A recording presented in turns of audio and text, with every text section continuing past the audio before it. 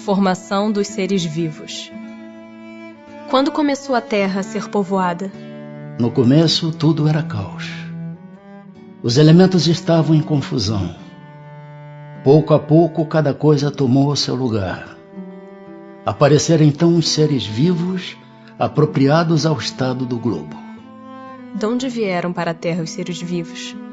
A Terra lhes continha os germens que aguardavam um momento favorável para se desenvolverem. Os princípios orgânicos se congregaram, desde que cessou a atuação da força que os mantinha afastados, e formaram os germens de todos os seres vivos. Estes germens permaneceram em estado latente de inércia, como a crisálida e as sementes das plantas, até o momento propício ao surto de cada espécie. Os seres de cada uma destas se reuniram então e se multiplicaram. Onde estavam os elementos orgânicos antes da formação da Terra? Achavam-se, por assim dizer, em estado de fluido no espaço no meio dos espíritos, ou em outros planetas, à espera da criação da Terra para começarem a existência nova em um novo globo. Ainda há seres que nasçam espontaneamente? Sim, mas o germe primitivo já existia em estado latente. Sois todos os dias testemunhas desse fenômeno. Os tecidos do corpo humano e dos animais não encerram os germes de uma multidão de vermes que só esperam para desabrochar a fermentação pútrida que lhes é necessária à existência? É um mundo minúsculo que dormita e se cria.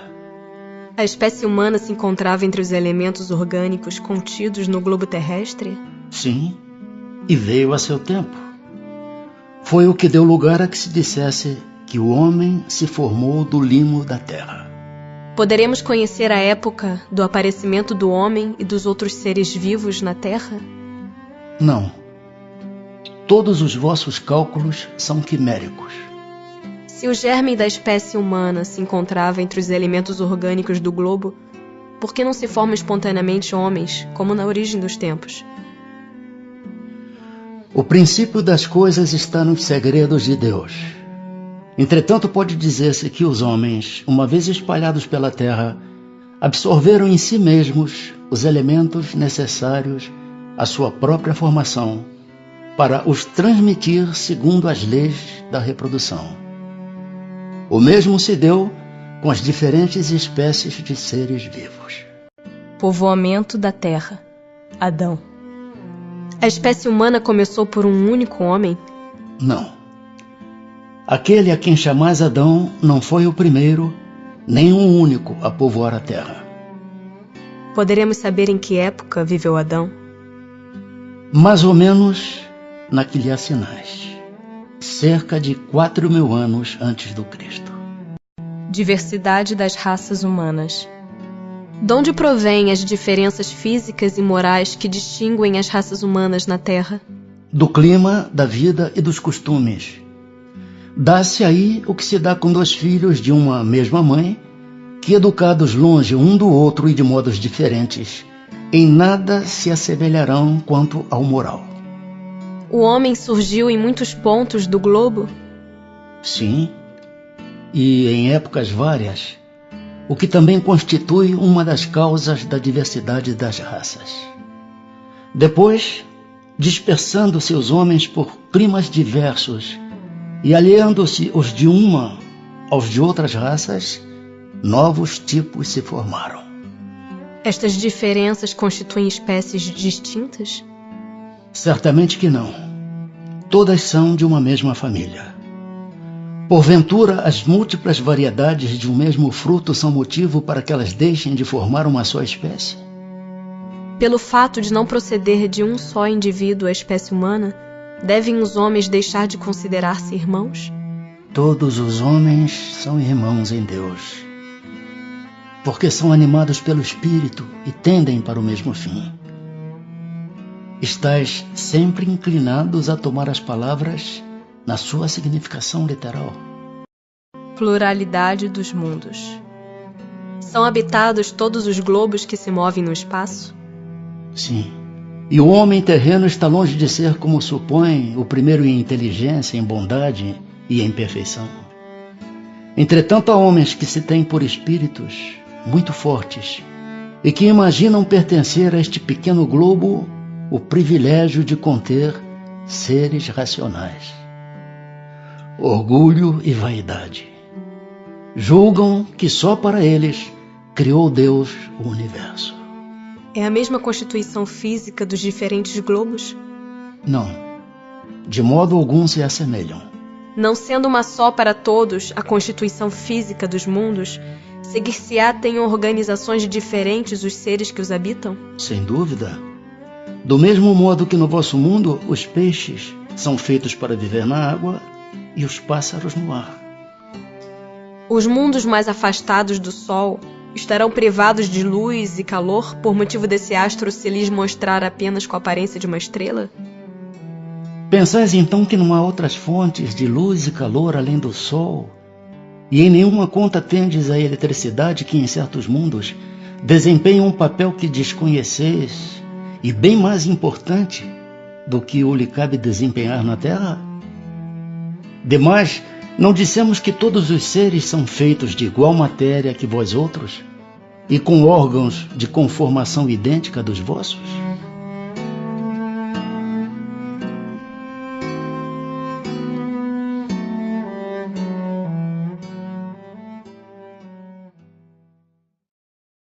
Capítulo 4 do Princípio Vital.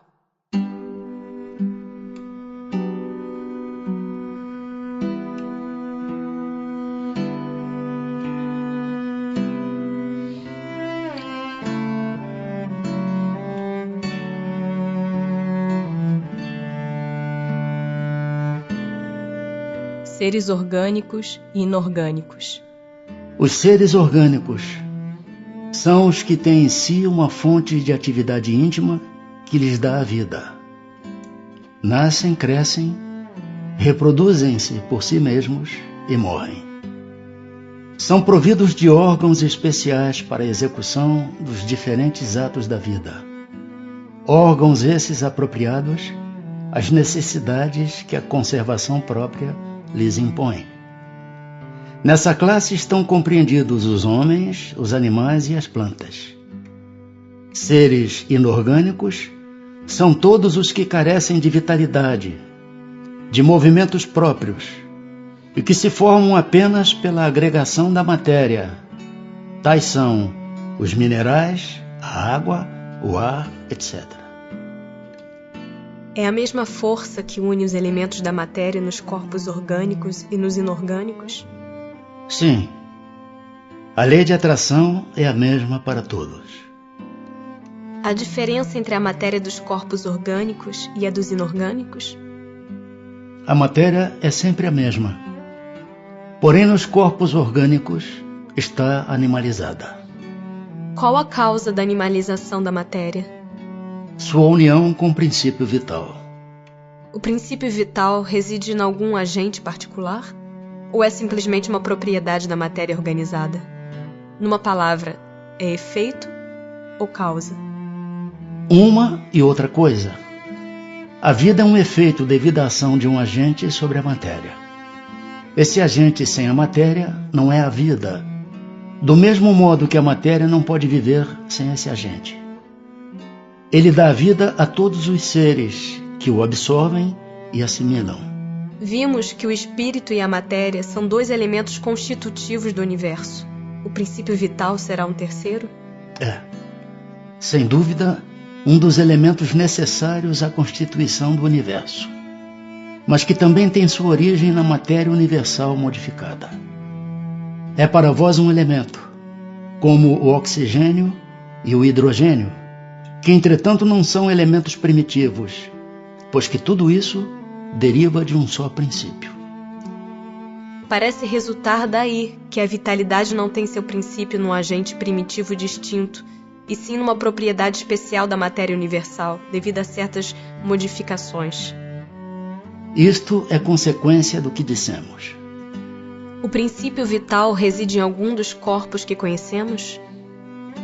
Ele tem por fonte o fluido universal. É o que chamais fluido magnético ou fluido elétrico animalizado. É o intermediário, o elo existente entre o espírito e a matéria. O princípio vital é um só para todos os seres orgânicos? Sim, modificado segundo as espécies. É ele que lhes dá movimento e atividade, e os distingue da matéria inerte, porquanto o movimento da matéria não é a vida. Esse movimento, ela o recebe, não o dá. A vitalidade é atributo permanente do agente vital ou se desenvolve tão só pelo funcionamento dos órgãos?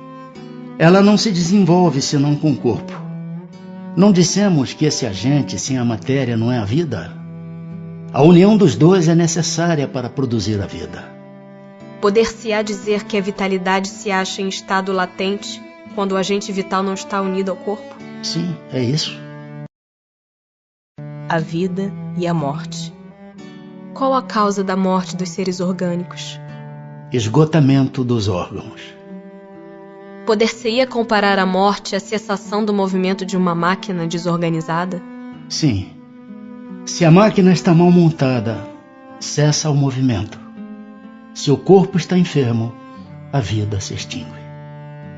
Por que é que uma lesão do coração mais depressa causa a morte do que as de outros órgãos? O coração é máquina de vida. Não é, porém, o único órgão cuja lesão ocasiona a morte. Ele não passa de uma das peças essenciais. Que é feito da matéria e do princípio vital dos seres orgânicos quando estes morrem? A matéria inerte se decompõe e vai formar novos organismos. O princípio vital volta à massa de onde saiu. Inteligência e instinto. A inteligência é atributo do princípio vital? Não. Pois que as plantas vivem e não pensam, só têm vida orgânica. A inteligência e a matéria são independentes, porquanto um corpo pode viver sem a inteligência. Mas a inteligência, só por meio dos órgãos materiais, pode manifestar-se. Necessário é que o espírito se una à matéria animalizada para intelectualizá-la. Qual a fonte da inteligência? Já o dissemos, a inteligência universal. Poder-se-ia dizer que cada ser tira uma porção de inteligência da fonte universal e a assimila, como tira e assimila o princípio da vida material? Isto não passa de simples comparação, todavia inexata, porque a inteligência é uma faculdade própria de cada ser e constitui a sua individualidade moral. Demais, como sabeis, há coisas que ao homem não é dado penetrar, e esta, por enquanto, é desse número. O instinto independe da inteligência? Precisamente não. Por isso que o instinto é uma espécie de inteligência. É uma inteligência sem raciocínio. Por ele é que todos os seres provêm as suas necessidades.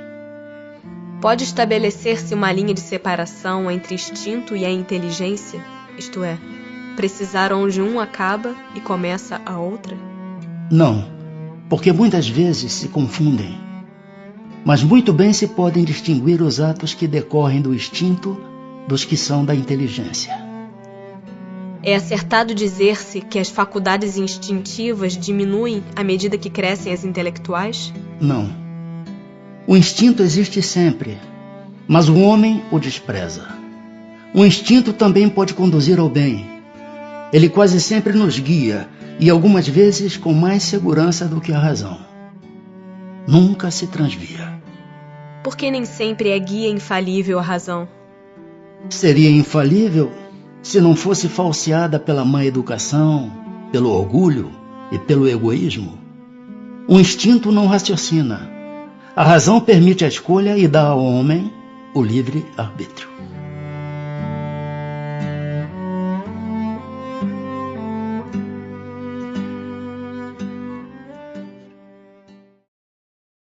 Parte 2.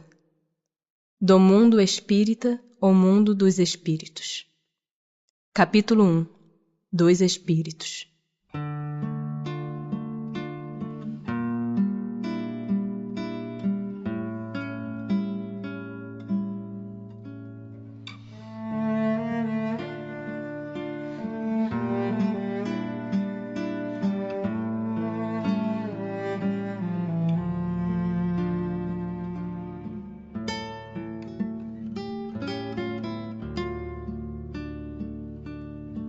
Origem e natureza dos espíritos.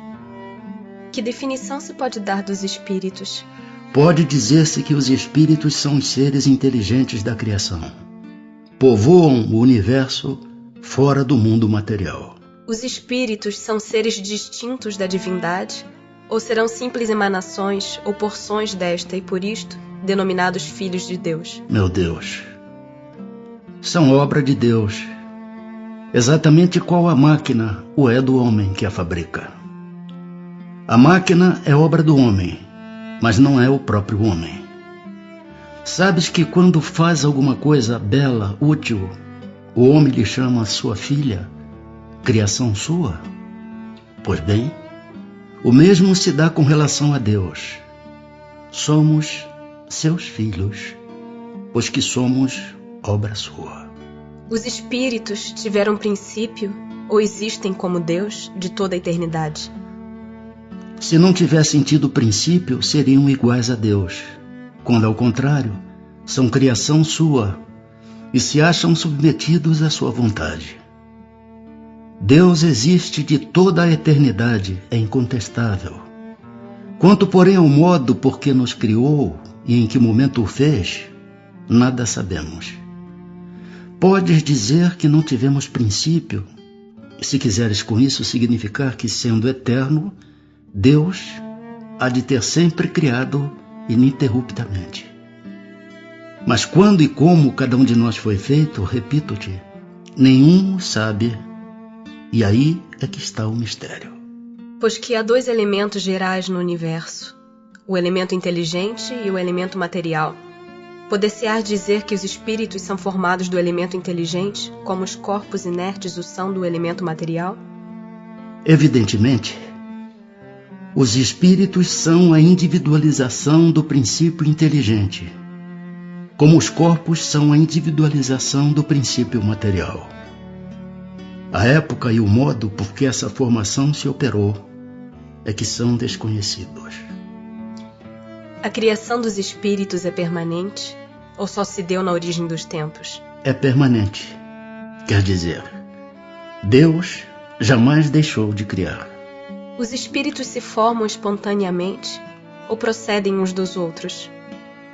Deus os cria, como a todas as outras criaturas, pela sua vontade. Mas repito ainda uma vez, a origem deles é um mistério. Será certo dizer-se que os espíritos são imateriais? Como se pode definir uma coisa quando faltam termos de comparação e com uma linguagem deficiente? Pode um cego de nascença definir a luz? Imaterial não é bem o termo. Incorpóreo seria mais exato, pois deves compreender que, sendo uma criação, o espírito há de ser alguma coisa. É a matéria quintessenciada, mas sem analogia para vós outros. É tão etérea que escapa inteiramente ao alcance dos vossos sentidos. Os espíritos têm fim? Compreende-se que seja eterno o princípio de onde eles emanam, mas o que perguntamos é se suas individualidades têm um termo, e se em dado tempo mais ou menos longo, o elemento de que são formados não se dissemina e volta à massa de onde saiu, como sucede com os corpos materiais. É difícil de conceber-se que uma coisa que teve começo possa não ter fim. Há muitas coisas que não compreendeis porque tendes limitada a inteligência. Isso, porém, não é razão para que as repilais. O filho não compreende tudo o que a seu pai é compreensível, nem o ignorante tudo o que o sábio apreende. Dizemos que a existência dos espíritos não tem fim. É tudo o que podemos por agora dizer. Mundo normal primitivo. Os espíritos constituem um mundo à parte, fora daquele que vemos? Sim, o mundo dos espíritos ou das inteligências incorpóreas. Qual dos dois, o mundo espírita ou o mundo corpóreo, é o principal na ordem das coisas? O mundo espírita, que preexiste e sobrevive a tudo. O mundo corporal poderia deixar de existir ou nunca ter existido sem que isso alterasse a essência do mundo espírita? De certo. eles são independentes. Contudo, é incessante a correlação entre ambos, porquanto um sobre o outro incessantemente reagem. Ocupam os espíritos uma região determinada e circunscrita no espaço? Estão por toda parte. Povoam infinitamente os espaços infinitos. Tendes muitos deles de contínuo a vosso lado, observando-vos e sobre vós atuando, sem o perceberdes. Pois que os espíritos são uma das potências da natureza e os instrumentos de que Deus se serve para a execução de seus desígnios providenciais. Nem todos, porém, vão a toda parte. Por isso que há regiões interditas aos menos adiantados.